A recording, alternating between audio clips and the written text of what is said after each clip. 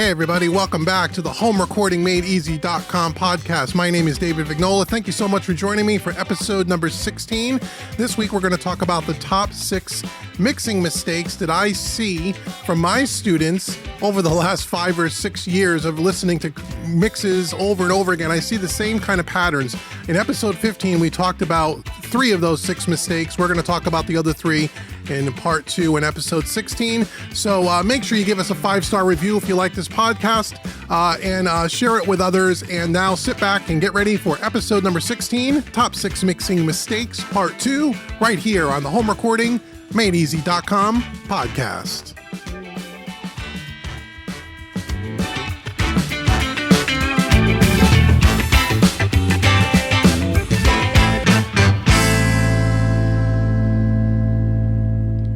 Okay, welcome to episode 16. This is the top 6 mixing mistakes, part 2.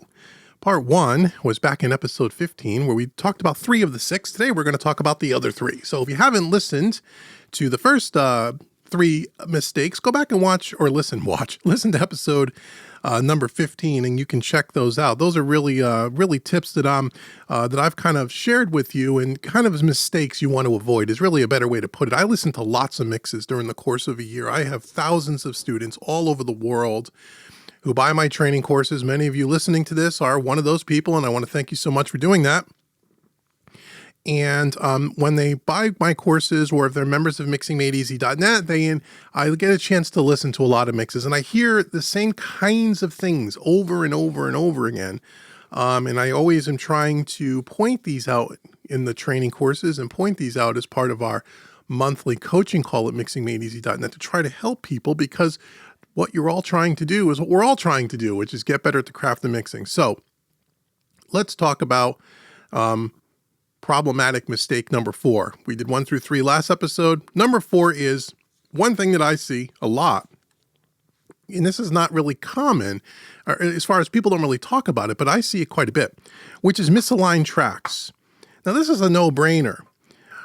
When you send, stems, or when you're putting things into your DAW to mix, if you're mixing engineering, you're importing stems, guitar, bass, kick drum, snare drums, et cetera, they all need to start at the same place, right? I can't tell you how many times I've gotten a mix and something doesn't sound right. Something is a little off. And then you come to find out that one of the tracks wasn't lined up at 0 timestamp, 0.0.00.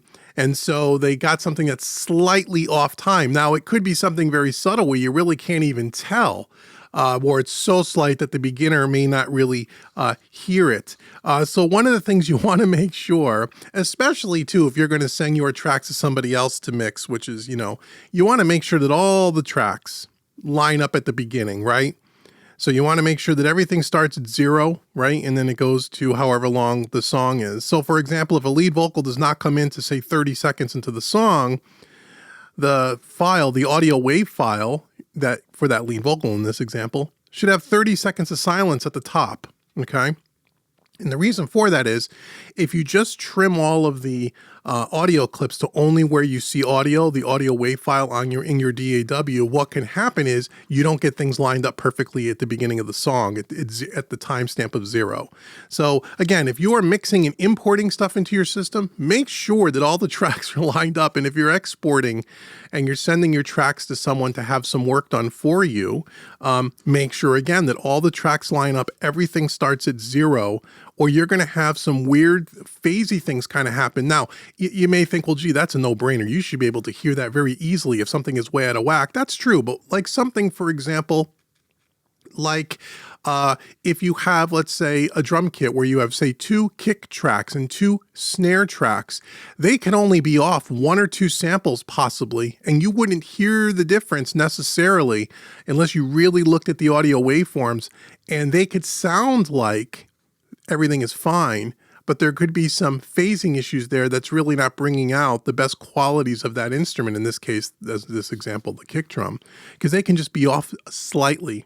So again, make sure your tracks are aligned. I know it's not a common thing, but I see it a lot, so I wanted to mention it. The next problem or mistake that I hear in so many mixes is way too much top end, way too much treble, very bright, very brittle. A lot of times, we talk a lot about the low end and how you get the low end right in the mix. Well, the same issues go in with the high end, where there is a lot of brittleness, a lot of boosting, a lot of EQ boosting that people do between that 5 to 8K range. So when you do this on all your tracks to try to get things to sound brighter, and you do this across an entire mix, the accumulative effect of that is things can get very bright. Things can get very sibilant, like on vocals, especially from that 8K range, 7 to 8, 9K range. Cymbals can get very harsh sounding. Electric guitars, dirty electric guitars, distorted electric guitars can get very brittle sounding. So the common reason for this is because people want to hear more high end, right? Pretty common. So you think, well, why don't I just boost the high end? What I try to teach people, especially when we talk about EQing, and if you don't know, as you're listening to this broadcast, we just released or re-released a new and improved version of the famous course EQ Made Easy for 2020. Brand new course on the website. Check out homerecordingmadeeasy.com, and I'm going to give you a special coupon code at the end of this podcast, so stay tuned so you can pick up the new EQ course.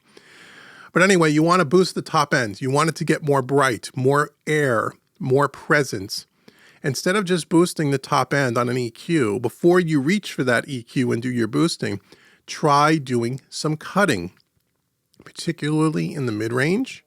If you're not using low-cut filters on all of your tracks, with the exception of maybe your kick drum, you should be. Yes, even on bass guitar, you should be using a low-cut filter to some degree. And all the rest of the tracks, absolutely. Get rid of that real low end, any low end rumble that might be going on, which will create muddiness. That muddiness will give the appearance or the perception that there's not as much top end in the mix. Okay, cut something in the mid range will automatically make the top end sound more open and a little bit more bright.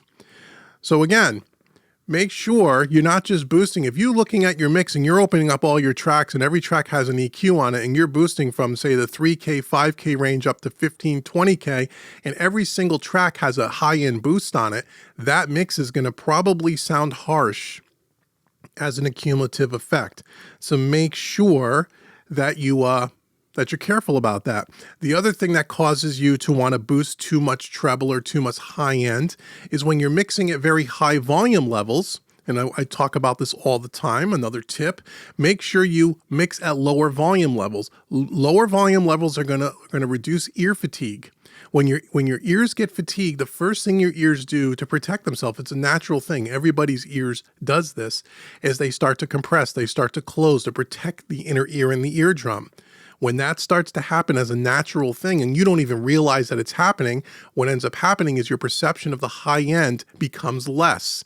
You don't hear the highs the way you did when your ears were nice and fresh and they're not fatigued. So therefore, you think you need more high end in your mix. Therefore, you go to your EQ and you start boosting the top end. So when you mix at lower volumes, you're not going to fatigue your ears as much. You're not going to have that kind of automatic ear compression dynamic, and therefore you're going to hear your high end more accurately. Also, making sure that you have proper acoustic treatment in your room is going to help that as well. Now, again, we talk a lot about the low end and getting bass trapping right so we can hear the low end more accurately. That's absolutely true. We've talked about that in other podcasts, but also having the right kind of acoustic treatment to tame the higher frequencies and the first reflections is also going to help you have a better judgment of the high end.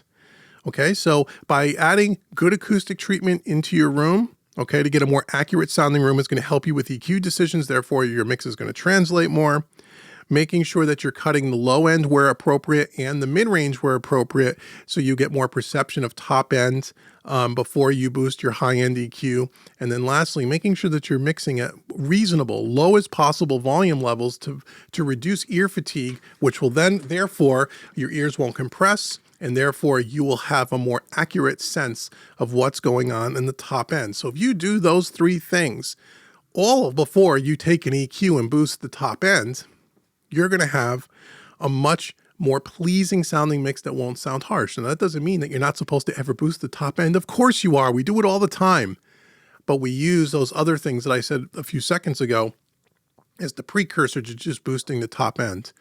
And when we're boosting the top end, and again, this has to make the assumption that the recorded material is recorded well or somewhat well. Okay, poor recordings may kind of may kind of disregard what I'm about to say to you. But if you have a track that's recorded well, when you're doing boosting, try to use your kind of 3 dB guideline. 3 to 5 dB is kind of a guideline where you don't want to be taking a track and boosting it 8, 10, 12 dB at a certain frequency range. If that's going on, it's either because you really don't know what you're doing, or the tracks are maybe recorded really poorly. There are very few times in a mix where I have to boost something 15 dB or 8 dB, especially anything over 3K. It almost never happens. Does it happen on occasion? Are there certain exceptions to that statement? Yes, there are. But again, take a look at your mix. Open up your latest mix that you're working on or that you recently finished and look at all the EQs across all your different tracks. Do you have these crazy, wild, excessive boosts on the top ends over, like, say, the 2K mark? If you do, you have to analyze, well, why is that? Okay, because that probably means your mix probably sounds on the harsh side. Okay, so too much treble's bad. I know we spent a couple of minutes on that, but too much treble, too much high end is just as bad as having way too much low end and it sounds muddy. Okay, so take those tips and apply them to your workflow. And then the last problem that I hear or I see with beginner mixers especially, and this is a huge one, and I've talked about this issue over the years, but way more. I'm harping on this point way more in probably the last year, in the year 2020. I'm really, with my students, really pushing them to do this, because this is going to help solve a lot of problems for you, especially if you're a beginner. Although even if you are a seasoned mix engineer, as good old Uncle Dave here, I do this every single mix without fail. Well, what is it? That's what you're asking. Use reference tracks when you're mixing. Not using reference tracks is the death of someone trying to produce a professional sounding mix that's going to compete with commercial material. It is very difficult to mix unless you can do it. Obviously, there are lots of mix engineers, professional mix engineers that don't use reference tracks, I'm sure, but they've mixed thousands and thousands of songs and they know their room and their speakers and their equipment so well. It's ingrained in their soul on what a song ought to sound like and may not use reference tracks. But for the rest of us that are out there, me included, using reference tracks is one of the first things that you should be practicing with while you're mixing. This is going to do a few different things for you. It's going to allow you to not make the mistake where you have too much top end, like we talked about, a few minutes ago. It's going to help you know what a commercial recording is supposed to sound like in your studio, on your speaker system, or in your headphones.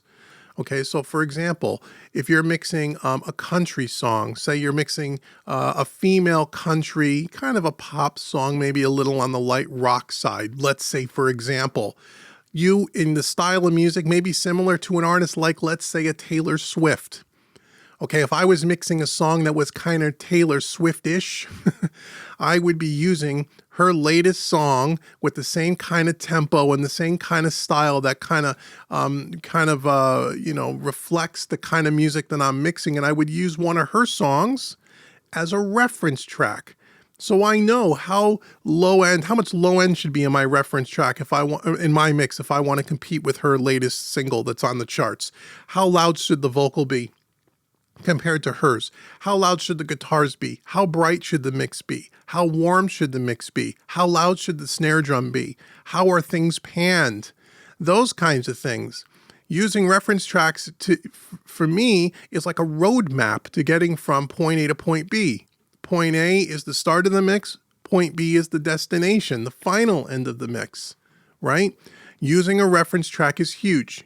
Okay, that is probably one of the most important things to help you be successful as a mixing engineer, as you're learning the craft of mixing, is using reference tracks, understanding what reference tracks sound like in your system, in your environment, so you can kind of tailor your mix to be similar in sonic characteristic. It doesn't mean you have to copy the mix exactly. That's not the goal, although that's a really good exercise for you as you're a beginner to try to copy the mix as closely quickly as you can. You will learn a lot about what your plugins can and can't do, which plugins sound different than others, what tools that you have at your disposal to get closer to that commercial release. And maybe you may also identify some maybe plugins or tools that you don't already have that you want to acquire to help you get to the end game faster. Okay, I see this problem a lot with beginner students. They don't use reference tracks. It's the first thing I ask when someone sends me a mix and it sounds like it's all over the place. The first thing I say is, before I get into what computer you're using, what studio monitors are you using, what plugins are you using, what is this, what is that, the first thing I ask is, if I'm listening to somebody's mix, is, did you use a reference track? And 9 out of 10 times, they say no.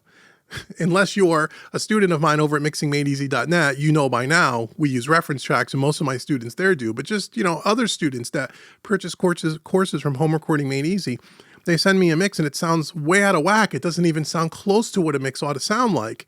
The very first question I ask is, did you use a reference track?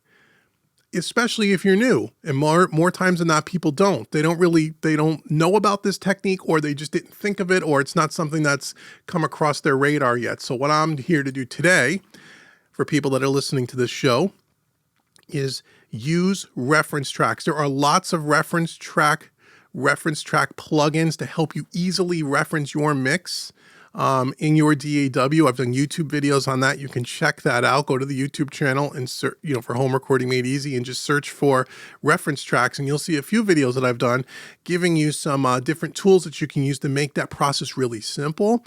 And there's many ways to do it, but I highly recommend that you use reference tracks. Reference tracks is going to help you understand the frequency balances, the panning laws, and all the way that a mix ought to be put together.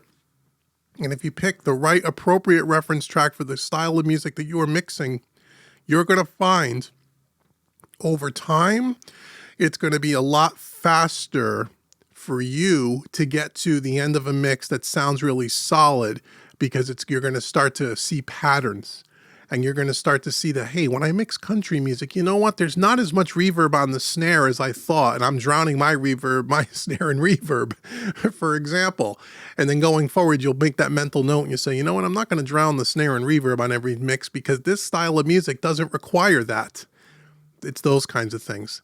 Okay, so those are the last three. This is a two-parter. Part one was last week. You could go check that out. But again, misaligned tracks. Make sure your tracks are lined up. Make sure you have everything starting at 0. Make sure you're starting from a good foundation. Also, make sure you're not using too much high end. You're not boosting. And before you boost, think about cutting the lows and cutting the mids. Be very, very careful when you're boosting. And also make sure you have the proper acoustic treatment.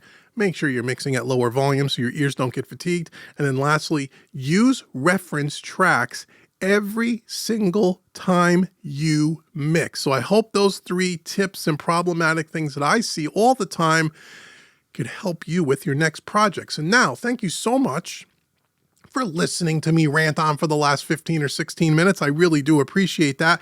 I want to give you a free gift. Now, before we talk about your free gift, if this is your first time listening to one of the podcast episodes, thank you so much for joining the family. I appreciate it. If you wouldn't mind leaving me a nice thumbs up and a good review, and share this with others to people that you may think where this podcast would help. It really does help me. I really appreciate it. Also, I would love for you to send me some of your podcast episode topic ideas. Okay, I've done now 16 of these. I'm going to do about 5 or 6 more. And then I'm looking to my audience here to kind of write me an email. Send me an email to info@homerecordingmadeeasy.com. Again, the link will be in the show notes, so go out to the website, which you're going to have to do to get your free gift anyway.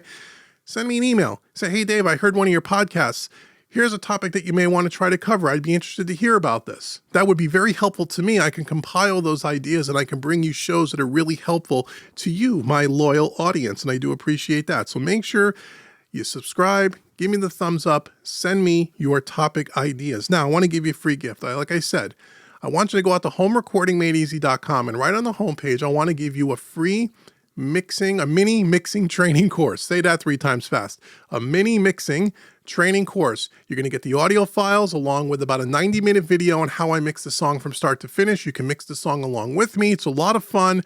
You're also going to get with that a PDF, my 5 pro tips to a professional sounding mix that you can use with the mixing mini course. It's probably worth about $49 is typically what I sell my courses for. It's for you, absolutely free, just for visiting homerecordingmadeeasy.com. Also, make sure you check out the training page at homerecordingmadeeasy.com. And if you find something that you like and you want to pick up one of the other courses, I want to give you a coupon code. The coupon code is podcast30. Podcast30 will take 30% off any training course on my website. So take advantage of that podcast 30. And then last but certainly not least, if you really dig the craft of mixing, we're talking about mixing tips this episode here, make sure you check out mixingmadeeasy.net.